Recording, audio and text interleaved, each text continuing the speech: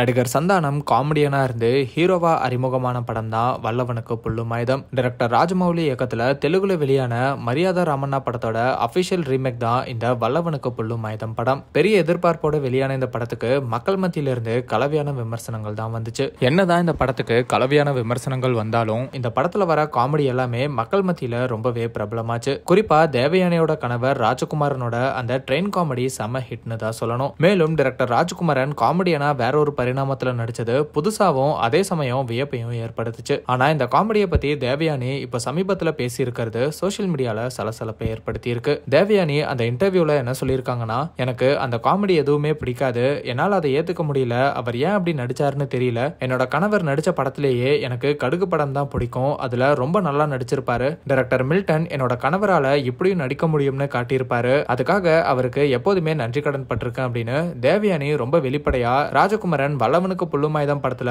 ராஜ் அப்படிங்கிற கேரக்டர்ல நடிச்சதை பத்தி வருத்தப்பட்டு பேசியிருந்தாங்க. தேவயானியோட இந்த இன்டர்வியூக்கு நடிகர் சந்தானம் இப்போ பதில் அளிச்சிருக்காரு. அவர் என்ன சொல்லியிருக்காருன்னா, ராஜகுமாரன் சார் கிட்ட இந்த சீனை பத்தி சொல்லும் போதே கிளியர் கட்டா அந்த கேரக்டர் எப்படி இருக்கும், டயலாக்ஸ் எப்படி இருக்கும்னு சொல்லிட்டோம். பவர் ஸ்டார் மாதிரி ஒரு கேரக்டர் தான் அது, ஓகேனா பண்ணுங்கன்னு சொன்னோம். அவர் ஓகே சொன்னதுக்கு அப்புறம் தான் கன்ஃபார்ம் பண்ணோம். ஏன் அப்படின்னா ஷூட்டிங்ல வந்துட்டு எந்த பிரச்சனையும் ஆயிடக்கூடாது, அது ஒரு படம், அந்த படத்துல அந்த கேரக்டர் அப்படி இருக்கு, அவ்வளவுதான். நான் கூட ஓகே படத்துல கலரா ட்ரெஸ் பண்ணிட்டு நடிச்சேன்.